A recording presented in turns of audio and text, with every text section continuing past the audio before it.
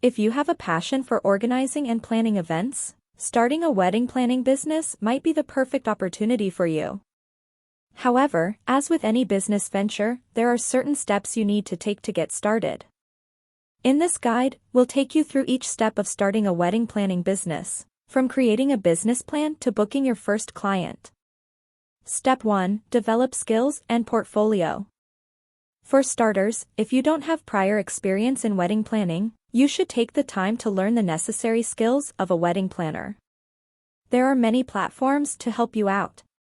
Search for online courses or enroll in educational programs hosted by professionals in the field. Consider joining organizations that offer certifications, E.G., the American Association of Certified Wedding Planners.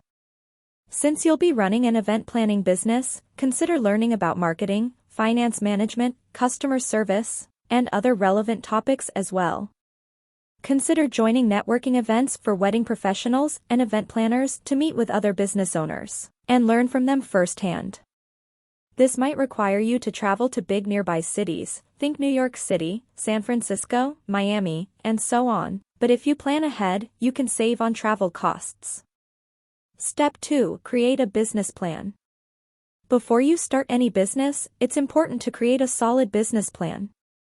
This plan will serve as your roadmap and help you stay on track as you build your wedding planning business. Your business plan should include: Number 1. Market research. Research the wedding planning industry in your area and identify your target market. Number 2. Services and pricing. Determine the types of services you will offer and set pricing for each service. Number 3. Branding. Develop a brand identity for your business, including your business name, logo, and website. Number 4. Marketing strategy. Create a marketing plan that outlines how you will promote your business to potential clients. Step 3. Define your wedding planning services. We get it, you want to become a successful wedding planner. In order to differentiate yourself from the other small business owners in the market, you can offer a selection, or all of the following services. Full wedding planning.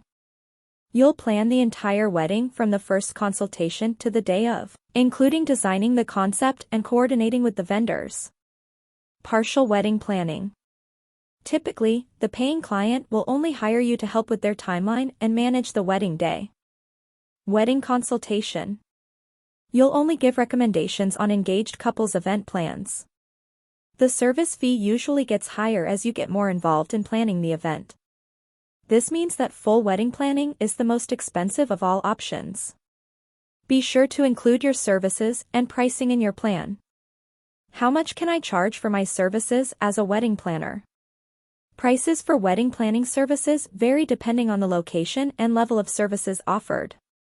According to the Knott's 2021 Real Weddings Study, the average cost for a full-service wedding planner is $2,061.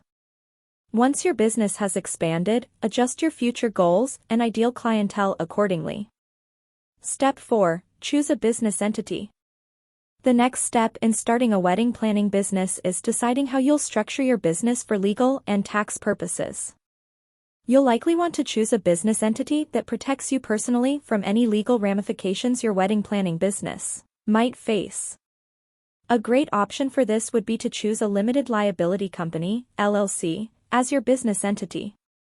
An LLC is a registered business in which owners are not personally liable for the business's debts or obligations. You might also choose a limited liability partnership if you want to have a business partner but the protections an LLC can offer you. You'll also want to register the business with the state once you have the entity and name decided on. InkFile is an amazing company that will guide you through creating your LLC. They even have a service where they will file your LLC for you without you going through any hassle. If you are interested in filing your LLC with InkFile, then I will provide a step-by-step detailed tutorial in the description box below so you can get up and running. I also provided InkFile's website link below if you are interested in checking them out now. Step 5. Get an EIN. If you plan to hire employees to help run your wedding planning business, you'll need to obtain an EIN, also known as an employer identification number. However, even if your business is a one-person show at the moment, You'll likely want to get an employer identification number for your business to make things easier on yourself down the line.